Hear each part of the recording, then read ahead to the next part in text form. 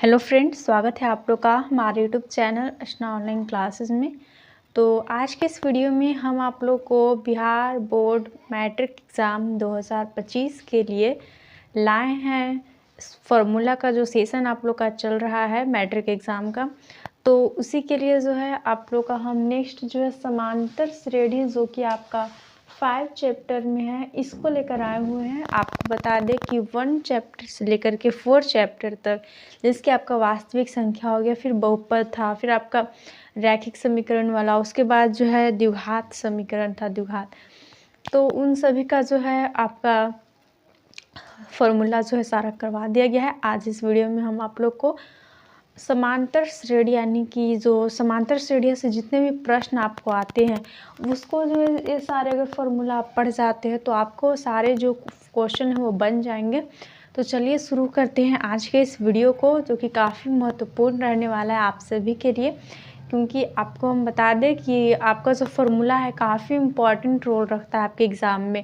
क्योंकि अगर आपको फार्मूला याद रहेगा तो आप ऑब्जेक्टिव में भी, चूँकि आपको 100 क्वेश्चन पूछे जाते हैं तो फार्मूला से भी क्वेश्चन दे दिए जाते हैं।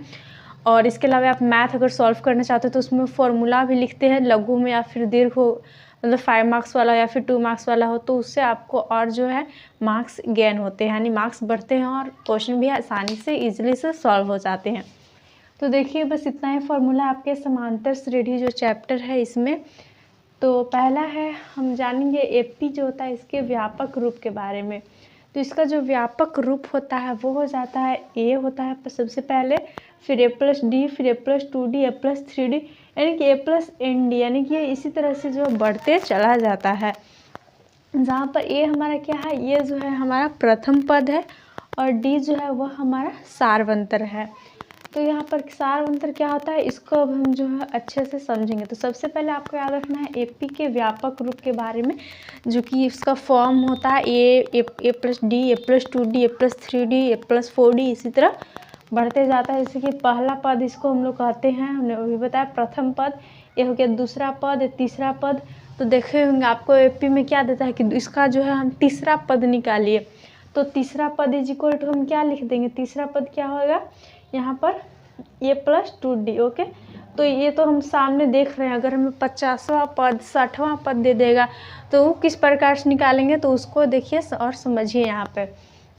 तो देखिए यदि एपी यहाँ पर दिया हुआ है, अगर आपका A1 A2 A3 dot dot dot A1, तो D यानी कि सारवंतर हम आपको यहाँ पर निकालना अगर बताएं तो D इज इक्वल टू हो जाता है कि जो दूसरा पद है इसमें से आप पहला पद को घटाइए, यानी कि A2 माइनस A1 जब आप करेंगे तो आपका निकल जाएगा सारवंतर, यानी कि जो कॉमन डिफरेंस होता है CD से या फिर इसे D से सूचित किया जाता है। ओके, और उसके बाद ये जो है आपका A3 माइनस A2 हो गया, AN मतलब किसी तरह से जो यदि AP A1 A2 A3 हो तो D यानी कि जो सारवंतर होता है ना वो हो जाएगा आपका AN माइनस AN माइनस 1। तो यहाँ पर N क्या है इसको समझिए। N की जगह हमारा कोई भी नंबर, जिसकी अभी हमने बोला कि आपको दे देगा कि 50 का निकालिए, 50वां पद इसका निकालिए, या फिर 62वां पद इस टाइप से दे दिया, तो N के जगह हम उसी को रखेंगे। N इज इक्वल टू आपका 0 से 1 2 3 4 5 सब हो गया। तो उसी तरह हमारे अगर जो D निकालना होगा सबसे पहले सारवंतर, तो पिछले वाले पद दूसरे पद में से हम पहले पद को घटाते हैं। इसी प्रकार से A प्लस एन डी हमने जो लिखा है, यानी कि अगर हमें कोई भी पूछ दे एपी का मान, जैसे कि A7 का मान निकालिए, तो A7 इज इक्वल टू हम क्या करेंगे A प्लस, और यहाँ पर 7 में से 1 घटाना आपको 6D। तो इस प्रकार से आप निकाल सकते हैं। इसका फॉर्मूला ये होता है, यहाँ पे देखिए एपी का एनवां पद, जो अभी हम इतनी देर से बोल रहे हैं एनवां पद निकालने के लिए, तो वो होता है AN is equal to A plus N minus 1 into D। यानी कि एनवां पद की जगह आपके देखेंगे अगर आप अपने NCERT के एक्सरसाइज में, तो बहुत सारे क्वेश्चन है। तो एनवां पद यानी कि कोई भी जो है हमें दे देता है 100वां पद निकालिए, तो हम क्या करेंगे यहाँ पर A 100 लिखेंगे और यहाँ पर लिख देंगे A plus 100 minus 1 into D। तो 100 में से किया जाएगा तो क्या होगा A प्लस 99D। तो इस प्रकार से आप अपना पद निकाल सकते हो। तो इसके लिए काफ़ी इंपॉर्टेंट फार्मूला आपका N is equal to A plus N minus one into D. और ये फॉर्मूला आपको ऑब्जेक्टिव में ज़्यादा काम करेगा, तो चूँकि ऑब्जेक्टिव ही आपका 50 होता है और सब्जेक्टिव 50 मार्क्स का होता है, तो ऑब्जेक्टिव ही आपको कमांड होना चाहिए। और नेक्स्ट है एपी के प्रथम एन पदों का योग, यानी कि कभी कभी एपी में आपको पदों का योग भी दे देता है। तो एन पदों का योग होता है, इसका फॉर्मूला ए से जिसे कि सूचित करते हैं, जैसे कि एस इज इक्वल टू क्यों करते हैं तो S is equal to some हो जाता है, सम यानी कि जोड़, ओके, और जोड़ यानी कि योग। तो एस इज इक्वल टू हो जाता है n/2 into 2a plus n minus 1 into D. तो देखिए फॉर्मूला और आगे बढ़ के कैसा रूप लेगा, तो एस इज इक्वल टू हम लिख सकते हैं यहाँ पर n/2 इंटू 2a है, तो a प्लस a क्या होता है 2a, तो हम यहाँ पे लिख सकते हैं ना a plus n minus 1 into D. अब हमने यहाँ पे क्या पढ़ा है an is equal to a plus n minus 1 into D, तो a plus n minus 1 into D, इसके जगह हम लिखेंगे an। तो एक हमारा ये फॉर्मूला बना s is equal to n/2 into a plus an। तो आपका क्या होता है an जो है इसको जो है सूचित किया जाता है l से भी, यानी कि an इज इक्वल टू हमारा होता है l, तो इसके जगह पे हम लिख सकते हैं s is equal to n/2 into a plus l। उसके बाद है प्रथम n धन पूर्णांकों का योग, यानी कि अगर दे दे आपको प्रथम n धन पूर्णांक का योग निकालने के लिए, तो आप इस टाइप से निकाल सकते हैं। Sn is equal to n है यहाँ पर n इंटू n प्लस 1/2, ये जो है n धन पूर्णांकों का योग निकालने के लिए बताया गया है। तो इतने फॉर्मूले आपको पहले एपी का व्यापक रूप याद कर लेना है, a plus D, a plus 2d, a plus 3d।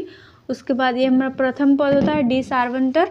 एनवा पद निकालने के लिए क्या करेंगे हम an is equal to a plus n minus 1 into D. और Sn निकालने के लिए यानी कि जो योग निकालने के लिए अगर हम बात करें प्रथम n पदों का योग, तो हो जाता है n/2 into 2a plus n minus 1 into D, या फिर ये मॉडिफाई होकर बनाता है s is equal to n/2 into a plus an, या फिर s is equal to n/2 into a plus l, okay. और उसके बाद ये है n धन पूर्णांकों का योग, यदि पूछ देगा तो आपको लिखना है Sn is equal to n into n plus 1/2। तो आप इसको जो है मतलब अपना फेयर बनाना चाहते हैं तो फार्मूला का बना सकते हैं, काफ़ी इजी। मैंने आपको बुक में जो इतने भी फार्मूले हैं एनसीईआरटी में सारे यहाँ पर लिख दिया है। और एक और आपका जो है अगर आपने ध्यान नहीं दिया होगा तो बुक के जो आपके जब ये चैप्टर इंड होता है तो लास्ट में था एक फार्मूला जो कि ये है कि ABC जो है AP में हो तो क्या होता है, यानी कि ABC को हमें संख्या दे दिया गया जो कि AP में हो तो B इज इक्वल टू होता है A प्लस C/2, जो हाँ B हमारा समांतर माध्य है A और C का। तो आपका कितना भी हार्ड क्वेश्चन पूछ लेगा फॉर्मूला तो यही रहेगा ना, फॉर्मूला तो नहीं बदलेगा। और फॉर्मूला अगर आपको याद रहेगा तो कोई भी क्वेश्चन कितना भी हार्ड हो वो बन जाएगा अगर आप फॉर्मूला लगाते हैं तो आपका समांतर श्रेणी का ऑल टू ऑल फॉर्मूला हो गया, एक भी यहाँ पे छोड़ा नहीं गया है। आई होप आप लोग को समझ में आ गया होगा। तो वीडियो को लाइक कीजिएगा, दोस्तों के साथ शेयर कीजिएगा। और फार्मूला अब आपको जो है सारे चैप्टर का और अच्छी तरह से जो है यहाँ पर चैनल पर डाल दिया जाएगा, तो चैनल से जुड़े रहें और अपना जो है ऑब्जेक्टिव के माध्यम से रिवीजन करते रहें। Thanks for watching video.